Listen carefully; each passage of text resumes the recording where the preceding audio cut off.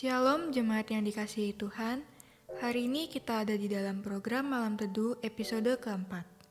Sebelum kita mendengarkan renungan malam hari ini, mari kita berdoa. Bapa, kami bersyukur dan berterima kasih untuk penyertaan-Mu yang luar biasa, sehingga kami dapat melewati satu hari ini dengan baik. Ya Tuhan, sebelum kami beristirahat, kami akan mendengarkan renungan malam. Biarlah renungan malam ini menjadi pengingat untuk kehidupan kami. Dalam nama Tuhan Yesus, kami berdoa dan mengucap syukur. Haleluya, amin.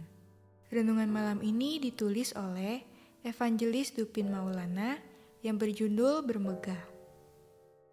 Dalam kitab 2 Korintus 11 ayat 30 berkata, "Jika aku bermegah, maka aku akan bermegah atas kelemahanku." Bermegah merupakan suatu kondisi di mana seseorang membanggakan atau membesarkan dirinya terhadap apa yang ada atau punya di dalam dirinya. Seseorang biasanya bermegah karena kelebihan-kelebihan yang ia punya, seperti atas kekayaan yang ia punya, talenta yang ia miliki, ataupun berbagai karakter baik yang ia punya. Jika dikaitkan dalam konteks yang lebih rohani, seseorang yang sudah melakukan studi Alkitab di suatu sekolah Alkitab hingga jenjang tertentu, atau dirinya yang mempunyai berbagai talenta-talenta pelayanan, sedikit banyak akan membuat seseorang tersebut merasakan ada suatu nilai plus dalam dirinya. Namun di surat 2 Korintus, Paulus dikatakan juga ingin bermegah di hadapan jemaat Korintus, yaitu bermegah di dalam penderitaan dan kelemahannya. Di dalam 2 Korintus, sebenarnya Paulus sedang menjawab suatu kondisi di mana ia sedang menghadapi para pengajar-pengajar palsu dan adanya suatu pendapat yang meragukan otoritas Paulus sebagai rasul dengan menganggapnya sebagai pelayan yang hanya mengambil untung. Ia mengisyaratkan banyak orang yang seakan-akan takjub dengan pengajaran-pengajaran palsu yang memegahkan hal-hal duniawi.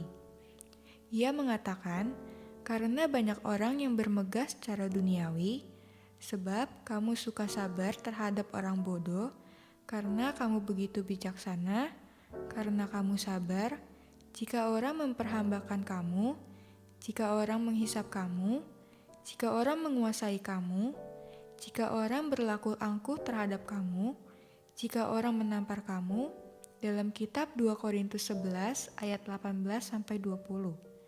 Hal ini sangat disayangkan oleh Paulus. Ia mengatakan bahwa dirinya dan teman-teman sepelayanannya tidak perlu melakukan hal-hal seperti itu untuk menarik perhatian jemaat. Namun, sebaliknya jika memang jemaat hanya bisa melihat berbagai hal yang dimegahkan, maka ia akan memegahkan suatu hal penting yang ada di dalam dirinya, yaitu penderitaannya di dalam Kristus. Bisa dikatakan, Paulus bukan pelayan Tuhan yang sembarangan. Ia merupakan keturunan asli Yahudi yang dididik berdasarkan guru Yahudi terkemuka kala itu.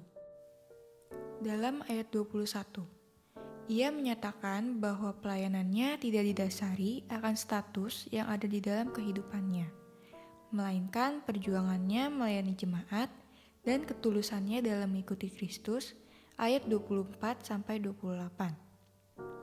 Ia juga tidak membanggakan diri atas berbagai hal supranatural yang ia terima, dalam 2 Korintus 12 ayat 1-6.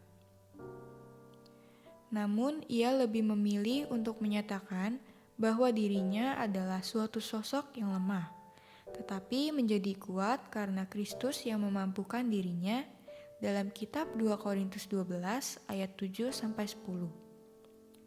Dalam hal ini tentu Paulus tetap bukan untuk menyombongkan diri terhadap apa yang telah ia lakukan, tetapi ia ingin menunjukkan bahwa hanya karena kasih karunia Tuhanlah yang ia bisa lewati berbagai kelemahan dan penderitaan tersebut. Pada dasarnya, tidak ada yang patut dibanggakan dalam menjalani kehidupan kita sebagai orang percaya. Berbagai kekayaan, talenta, hikmat, ataupun kelebihan-kelebihan yang kita punya, pada dasarnya hanya anugerah yang Tuhan titipkan untuk dikembangkan bagi kepentingan kerajaannya dan melayani sesama. Begitupun sebaliknya, berbagai kesulitan, kesukaran yang kita miliki, pada dasarnya adalah sumber kekuatan kita. Sebagaimana Paulus mengatakan bahwa, sebab jika aku lemah, maka aku kuat.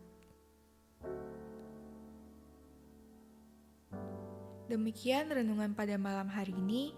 Kiranya renungan ini dapat menjadi rema dalam kehidupan kita pribadi.